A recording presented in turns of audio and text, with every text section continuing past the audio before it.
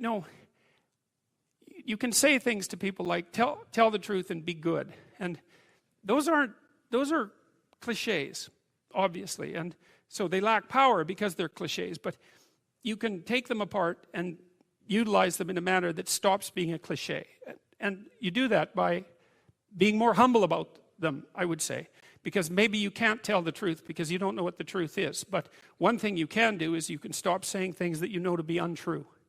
And you might say, well, how do I know that they're untrue? And the answer to that is, well, you need a whole philosophy of truth, the elaboration of an entire philosophy of truth to answer that question. And so we're not going to bother answering that question because in some sense at the moment it's beside the point. That isn't the issue. The issue is there are times in your life where you know that the thing that you're saying is not true. It's a deception. It's a lie of some sort, and you're using it to manipulate yourself or another person or the world. And you're also possessed, fully possessed of the idea that you can get away with it. And there's a satanic arrogance about that. In fact, that is the archetypal arrogance that's portrayed in the mythological character of Satan, because Satan is precisely the archetype of the element of the mind that believes that it can twist and bend the structure of reality without paying the price for that. And you can't imagine anything that's more arrogant than that, because really, do you really think that you can twist the structure of a reality and that that's going to work out for you without it snapping back? It's so obvious that that can't work, that everyone knows it. But anyways, back to the initial point, is that you know by the rules of the game that you yourself are playing, that some of the times you're violating the rules of the game that you're playing. And the first issue with regards to, say, stating the truth or behaving in a responsible manner would be merely stop cheating at whatever game it is that you've chosen to play.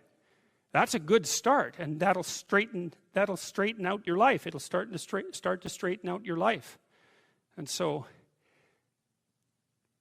well, the flood, how does the flood tie into this? Well, you know, we live in a corrupt structure. We're corrupt as individuals. We live in a corrupt structure, and part of that corruption is just happenstance. It's the way things fall apart. But the other part of it is that not only are we not aiming up, we're actually aiming down.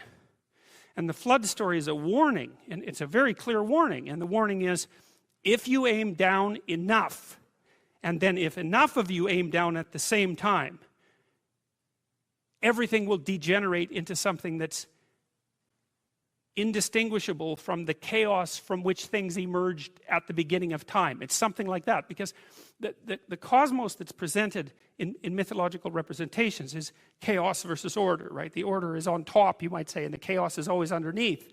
And the chaos can break through, or the order can crumble, and you can fall into the chaos, and that chaos is intermingled potential. And the way that you destroy the order and let the chaos rise back up, which is exactly how it's portrayed in the flood story, is by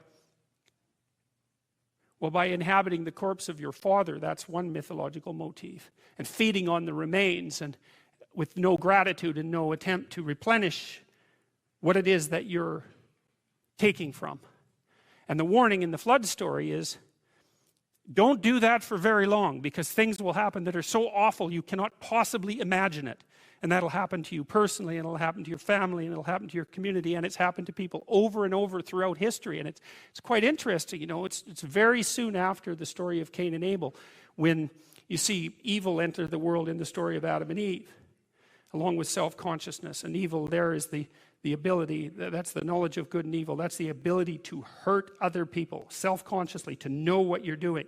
And then, of course, instantly, Cain takes that to the absolute extreme, and he uses that capacity to destroy really what he loves best. He gets as close as a human being can to destroying the divine ideal, because of course his brother is Abel, and Abel is favored by God, and Cain destroys him, which Cain tells God at the end of that episode that his punishment is more than he can bear. And I think the reason for that is, where are you once you destroy your own ideal? What's left for you? There's nowhere to go. There's no up. And when there's no up, there's a lot of down. And, you know, there's an idea that was put forth very nicely in Milton's Paradise Lost, when he was describing, from a psychological perspective, essentially what hell is. And hell is, you're in hell to the degree that you're distant from the good. That might be a good way of thinking about it. And if you destroy your own ideal, which you do with jealousy and resentment and the desire to pull down people who you would like to be, let's say, then you end up in a situation that's indistinguishable from hell. And the way the biblical story unfolds is, well, it's Cain, and then it's the flood. And so Cain adopts this mode of being that's antithetical to being itself, at least to positive being itself. He does it voluntarily. He does it knowing full well what he's doing. And the net consequence of this, that as it ripples through the entire social structure, is that God stands back and says, this whole thing has got so bad, the only thing we can do is wipe it to the ground. And that is no joke. That's exactly how things work. And one of the things that's extraordinarily terrifying about that sequence of stories, and I believe this to be true, I think I realized this independently of any of the analysis that I was doing of mythological stories, because I looked at what happened in places like the Soviet Union and Maoist China and in Nazi Germany, and the most penetrating observers of those societies, the people who were most interested in how it was that those absolute catastrophes came about, all said the same thing. It was rooted in the degeneration of the individuals who made up the society. You know, you hear, well, people were following orders. It's like, no, that explanation doesn't hold water. Or that you'd be punished if you resisted. Well, there was some truth in that, but nowhere near as much as people might think, especially at the beginnings of the process. More it was that people decided, each and every one of them, to turn a blind eye to the catastrophes and to participate in the lies. And that warped the entire societies, and they went as, you know, they veered their way downward to something as closely approximating hell as you could hope to manage, especially in places like Nazi Germany and, well, in all three of those places, in Maoist China and in the Soviet Union. And so the thing that's so frightening about, one of the things that's so frightening about the stories in Genesis is they say something very clear, which is that your moral degeneration contributes in no small way to the degeneration of the entire cosmos. And you say, well, I would like my life to be meaningful. People say that. Really, would you? Really? You really would like your life to be meaningful? You think maybe people would trade a little nihilism to not have to face that particular realization, and I think people do that all the time. It's a terrible weight to realize, but we are networked together. That's the price of, or let's say that's the vulnerability that's associated with our intense capacity to communicate. And it is certainly possible that the ripples of our individual actions have consequences that are far beyond the limits of our immediate consciousness. And I also think people know that too. They know that in the way that people know things when they don't want to know them, which means they know them embodied. They can feel them, they can sense them, they have an emotional response to them, but there's no damn way they're going to let them become articulate because they don't want to know. And when you're feeling guilty and ashamed about the things you've done or not done, and I know that can get out of hand as well, it's often because there is a crooked little part of you that's aiming at the worst possible outcome. You know, one of the things Jung said about the shadow, you know, that Jung's famous idea that everyone has a dark side and that dark side needs to be incorporated and made conscious. Jung said that the shadow of the human being reaches all the way to hell. And he actually, that's the thing that's so interesting about reading Carl Jung, is he actually means what he says. It's not a metaphor. It's like the part of you that's twisted against being is aligned with the part of the cosmos, let's say, the conscious cosmos, that's aiming at making everything as terrible as it can possibly be. And, you know, it's a terrible shock to realize that. It's partly why people don't realize it. It's something that people keep at an arm's length. It's the same as recognizing yourself as a Nazi concentration camp guard, which is a very useful exercise because there's absolutely no reason why you couldn't have been or still could be one. So, and if you think otherwise, then all the more reason for assuming that you would be unable to resist the temptation if it was in fact offered to you. And if you don't think it's a temptation, then there's so much that you don't know about human beings that you're not even in the game. Because if it wasn't a temptation, then people bloody well wouldn't have done it. And plenty of people did it, and it's no wonder. And then, of course, by the time the child is old enough to be launched out into the social world, then all the constraints that are associated with the playground are immediately placed on that child, and that's a very unforgiving landscape, right? Because the last thing a child wants, really, the last thing a child wants is not to have any friends, or even perhaps equally seriously, not to have a best friend.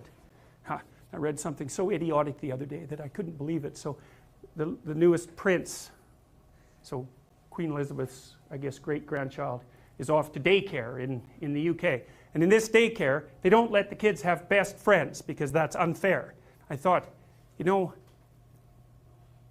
sometimes you see something that's so stupid you can't even believe it exists. And that was one of those examples, because it's been known for quite a long time that one of the developmental milestones that children attain, somewhere between, say, the age of 5 and 10, is they pick a best friend.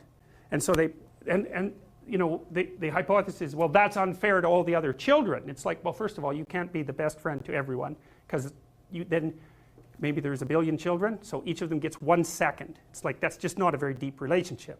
So the idea that you can be equally friendly with everyone is, it's a preposterous. But even worse, the thing that the child's doing is actually becoming, they're stepping out of their egocentricity, because their best friend becomes more important than they are. And that's a precursor for adult relationships where, you know, if you're married, well, your partner should be at least as important as you are, and the relationship should be more important. But then when you have children, it's like, they're more important than you. That's that. It's, unless there's something wrong with you, you come second and your children come first. And they're way first. They're not just a little, I mean, you're necessary, because without you, they're not going to manage. So you have to take care of yourself. But you're not number one anymore once you have kids, unless, seriously, unless you didn't learn the lessons in the playground. And when you have a best friend, you're not number one. They are. And so, well, so anyways, there are these constraints that emerge in the social landscape. You have to have friends, and also you have to single someone out as particularly unique among those friends and establish a genuinely reciprocal and caring relationship. I can't remember the psychiatrist who studied this so intently. Unfortunately, he was the first person to do a detailed analysis of the best friend relationships that children established. I'd like to give him credit for his ideas, but unfortunately I can't remember his name. So, okay,